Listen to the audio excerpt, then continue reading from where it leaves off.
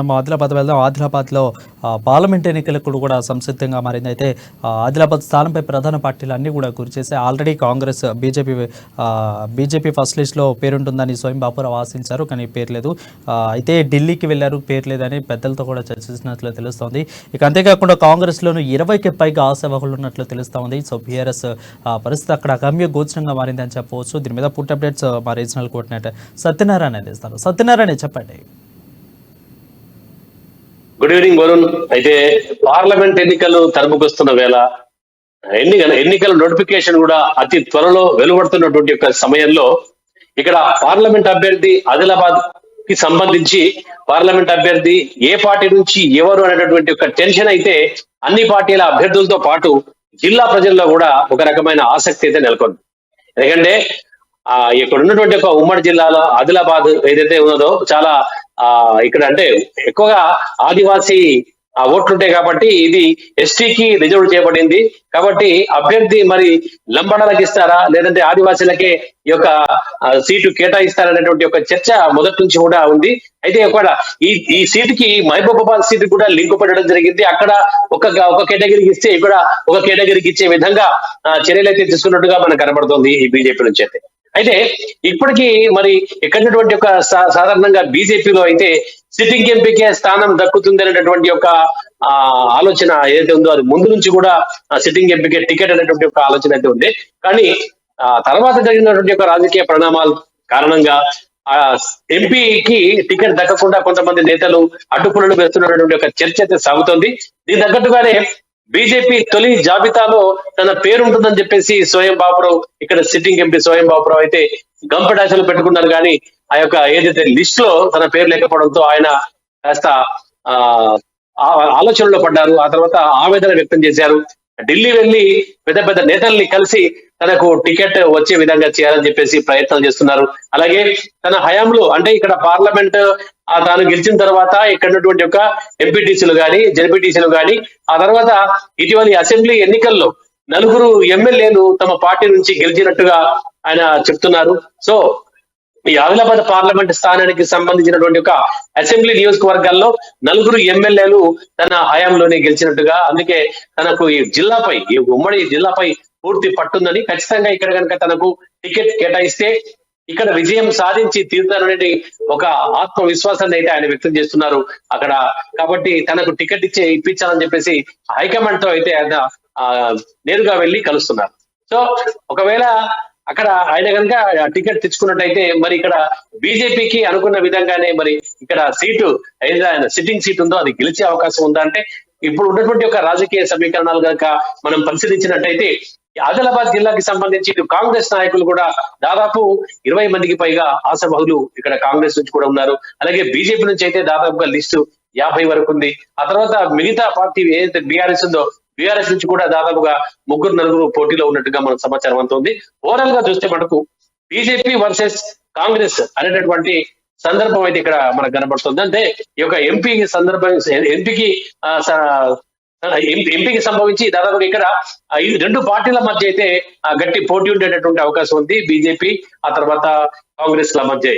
అయితే ఇక్కడ కాంగ్రెస్ కూడా ఇటీవలి కాలంలో ఎప్పుడైతే ఇక్కడ ఆదిలాబాద్ కి విషయం వచ్చిన తర్వాత కన్నె శ్రీనివాసరెడ్డి ఇక్కడ అసెంబ్లీ ఇన్ఛార్జిగా, కన్నె శ్రీనివాసరెడ్డి కాంగ్రెస్ పార్టీ ఇక్కడ వచ్చిన తర్వాత అంతకు ముందు ఉన్నటువంటి విధంగా కాకుండా కాంగ్రెస్ పార్టీలో అయితే ఒక కొత్త ఊపు, తర్వాత ఉత్తేజం, ఆ తర్వాత కాస్త ఎక్కువగా బలోపేతమైనటువంటి మన సందర్భం మనం కనబడుతుంది. ఇక్కడ పరిస్థితి మనం చూస్తున్నాం. ఎందుకంటే ఇటీవలి అసెంబ్లీ ఎన్నికల్లో కొంతమేర ఓట్లతో తేడాతో ఆయన ఓడిపోయినప్పటికీ కూడా గతంలో సాధించినటువంటి ఒక అంటే ఓట్ల కంటే ఆయన ఎక్కువనే ఓట్లు సాధించారు. దాదాపుగా 50,000 వరకు ఆయన వెళ్ళగలిగారంటే ఇక్కడ ఉన్నటువంటి ఒక పార్టీపై ఆయన పూర్తిగా పట్టు దక్కించుకున్నాడు. అదేవిధంగా ఇప్పుడు జరగబోయేటటువంటి ఒక పార్లమెంట్ ఎన్నికల్లో కూడా ఖచ్చితంగా ఆదిలాబాద్ స్థానం దక్కించుకున్నటువంటి ఒక విశ్వాసాన్ని అయితే ధీమాన్ని అయితే వాళ్ళు వ్యక్తం చేస్తున్నారు.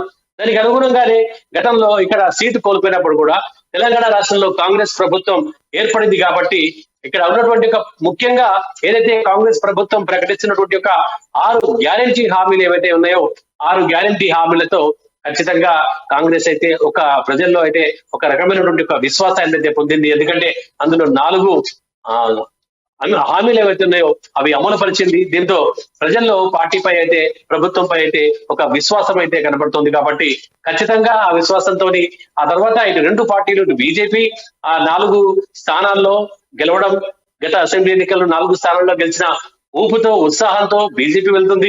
అలాగే 6 గ్యారంటీ హామీల్లో 4 నెరవేర్చి రాష్ట్రంలో అధికారం చేపట్టిన కాంగ్రెస్ కూడా అంతే ఉత్సాహంతో పార్లమెంట్ ఎన్నికల బరిలో దిగబోతోంది. కాబట్టి ఇక్కడ ఉన్నటువంటి ఒక ఈ ఎన్నికకు, అంటే పార్లమెంట్ ఎన్నికలో ఆదిలాబాద్ స్థానానికి సంబంధించి అయితే ఖచ్చితంగా ఈ రెండు పార్టీల మధ్య గట్టి పోటీ అయితే ఉండే అవకాశం ఉంది. ఇక బీజేపీ, బీఆర్ఎస్ మాత్రం నామమాత్రంగా ఉండేటటువంటి ఒక పరిస్థితి అయితే ఇక్కడ తలెత్తుతుంది. ఎందుకంటే బీఆర్ఎస్ కి దాదాపుగా పార్టీ నుంచి ఇప్పటికే అనేక మంది నేతలు వివిధ పార్టీలకు వలస వెళ్లిపోయారు. రీసెంట్ గా మాజీ మంత్రి, మాజీ ఎమ్మెల్యే కోనేరు కోనప్ప కూడా నిన్న పార్టీని వీడబోతున్నట్టుగా సమాచారం అందింది. ఆ తర్వాత అతను కూడా కాంగ్రెస్ లో చేరే విధంగా ప్లాన్ చేసుకున్నట్టుగా కూడా మనకు సమాచారం ఉంటుంది. ఇలా ఒక్కొక్కరుగా బీఆర్ఎస్ నేతలు వీడుతుండడంతో వచ్చేటటువంటి ఒక పార్లమెంట్ ఎన్నికల్లో ఇక్కడ ఖచ్చితంగా బీజేపీ, కాంగ్రెస్ ల మధ్య గట్టి పోటీ ఉండే అవకాశం ఉంది. ఓవరాల్ గా చూస్తే ఇటు ఓటింగ్ శాతం కాంగ్రెస్ కనుక, ఇటు గతంలో ఏదైతే బీఆర్ఎస్ కు పడ్డటువంటి ఒక మైనార్టీ ఓట్లు కనుక ఈసారి కాంగ్రెస్ కి పూర్తిగా పడితే కనుక కాంగ్రెస్ ఈ సీటు దక్కించుకునేటటువంటి ఒక అవకాశం కూడా కనపడుతున్నట్టుగా రాజకీయ విశ్లేషకులు భావిస్తున్నారు. అందుకు అనుగుణంగానే కాంగ్రెస్ కూడా పావులు కలుపుతున్నట్టుగా తెలుస్తోంది. అలాగే ఇటు బీజేపీ కూడా ఇక్కడ ఎవరు అభ్యర్థి, ఇంకా ఎవరు అనేది తేలలేదు. అంటే ఏ పార్టీ కూడా ఇప్పటికీ ఇక్కడ ఉన్నటువంటి ఒక 3 పార్టీలు కూడా, కాంగ్రెస్, తర్వాత బీజేపీ, తర్వాత బీఆర్ఎస్, ఈ 3 పార్టీలు కూడా ఇక్కడ అభ్యర్థిని అయితే ఎవరికి ఇంకా డిక్లేర్ చేయలేదు. ఇప్పటికైతే తొలి జాబితా విడుదల చేసింది బీజేపీ. అలాగే కాంగ్రెస్ కూడా ఇవాళ రేపు తొలి జాబితా దాదాపు 150 నుంచి 200 మందితో ఒక జాబితా అయితే విడుదల చేయబోతున్నట్టుగా మనకు సమాచారం అందుతుంది. ఈ యొక్క తెలంగాణకు సంబంధించి 10 మంది పేర్లు బయటకు వచ్చే విధంగా అయితే మనకు సమాచారం ఉంటుంది. మరి ఏదైతే విడుదల చేసినటువంటి ఒక 10 మందిలో ఈ ఆదిలాబాద్ మొదటి జాబితాలో పేరు ఉంటుందా లేదా అనేది కూడా ఒక సందేహంగా అయితే మనకు కనబడుతుంది. ఓవరాల్ గా ఆదిలాబాద్ స్థానంపై మాత్రం ఇటు టికెట్ ఆశిస్తున్నటువంటి ఒక ఆశావహులు, పార్టీలో వివిధ పార్టీల నుంచి ఆశావహులు ఎంతమంది అయితే ఉన్నారో వాళ్ళలో కాకుండానే ఇక్కడ ఉన్నటువంటి ఒక ప్రజల్లో కూడా ఈ ఆదిలాబాద్ స్థానంపై మాత్రం ఒక రకమైన ఉత్కంఠ, ఆసక్తి అయితే నెలకొంటోంది వరుణ్. ఎక్కువగా చూసుకున్నట్లయితే ఇప్పుడు ఆదిలాబాద్లో అది ఆదివాసీ ఎక్కువగా ఉండే స్థలం కాబట్టి సత్యనారాయణ ఎక్కువగా కూడా అటు బీజేపీకి, ఇటు కాంగ్రెస్కి పోటాపోటీ ఉంటుంది. ఆల్రెడీ కూడా స్టేట్లోకి వచ్చేసరికి బీఆర్ఎస్ సతికిలపడింది కాబట్టి, అంటే అక్కడ ద్విముఖ పోటీ ఉండబోతుందా, త్రిముఖ పోటీ ఈసారి ఉండకపోవచ్చు కదా. సో ఏ విధంగా ఉంటుంది? అదేవిధంగా కాంగ్రెస్ పార్టీలో ఎవరెవరి పేర్లు ఎక్కువగా ఎంపీ స్థానాలకు వినబడుతున్నాయి? రైట్ వరుణ్, అయితే ఇక్కడ మీరు చెప్పినట్టుగా త్రిముఖ పోరే ఉండే అవకాశాలు ఎక్కువగా ఉన్నాయి. ఎందుకంటే బీఆర్ఎస్ చాలా బలహీనపడింది నియోజకవర్గంలో. కాబట్టి కాంగ్రెస్, బీజేపీల మధ్య పోరు ఎక్కువగా ఉండే అవకాశం ఉంది. అయితే బీజేపీ నుంచి కనుక మనం చూసుకున్నట్టయితే ఇప్పుడు సిట్టింగ్ ఎంపీ తను ఢిల్లీకి వెళ్లి అక్కడ ఢిల్లీ పెద్దల్ని కలిసి తనకే టికెట్ వచ్చే విధంగా ఆయన ప్రయత్నాలు చేస్తున్నారు. ఒకవేళ అతను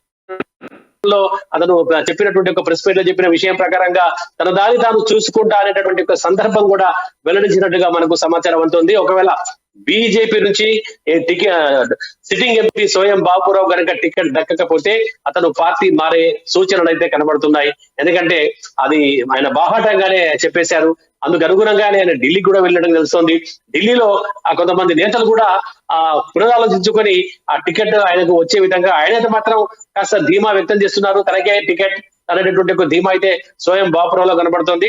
కానీ ఆయన కాకుండా దాదాపుగా ఆ పార్టీ నుంచి దాదాపు హాఫ్ సెంచరీ వరకు, దాదాపు 45 మందికి పైగా టికెట్ ఆశిస్తున్నారు బీజేపీలో. అయితే ఈ బీజేపీ నుంచి సోయం బాపురావు లేదంటే రమేష్ రాథోడ్, ఈ ఇద్దరికి లేదంటే మరొక కొత్త వ్యక్తి ఇక్కడికి వచ్చి అంటే ఈ యొక్క టికెట్ దక్కించుకునేటువంటి అవకాశాలు అయితే పుష్కలంగా కనబడుతున్నట్టుగా మనకు సమాచారం అందుతుంది. ప్రధానంగా 45 మంది పోటీ పడ్డప్పటికీ కూడా టికెట్ కోసం లిస్ట్ లో మాత్రం 3-4 పేర్లే ఎక్కువగా కనబడుతున్నట్టుగా మనకు సమాచారం అందుతుంది. ఇక అదే విధంగా కాంగ్రెస్ పార్టీని చూసుకున్నట్టయితే కాంగ్రెస్ పార్టీలో టికెట్ రేఖా నాయక్ అనేటటువంటి ఒక పేరైతే అప్పట్లో కాస్త వినపడుతోంది. కానీ కొంతమంది నేతలు ఇక్కడ నుంచి నేరుగా ఢిల్లీ వెళ్లి కూడా తమదైన స్టైల్లో సంప్రదింపులు చేస్తున్నారు.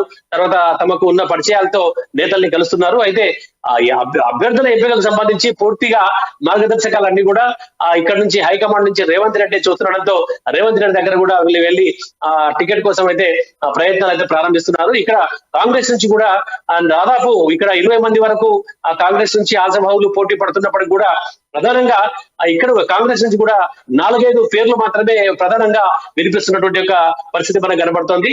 సో ఇక బీఆర్ఎస్ చూస్తున్నట్టయితే అక్కడ ఆత్రం సక్కు, లేదంటే మాజీ ఎంపీ గూడెం నగేష్, లేదంటే కేటీఆర్ కు అత్యంత సన్నిహితులైనటువంటి యొక్క బుక్యా జాన్సన్ నాయక్, ఇలా ఈ ముగ్గురుల ఆ యొక్క టికెట్ బీఆర్ఎస్ నుంచి దక్కేటటువంటి ఒక అవకాశం ఉంది.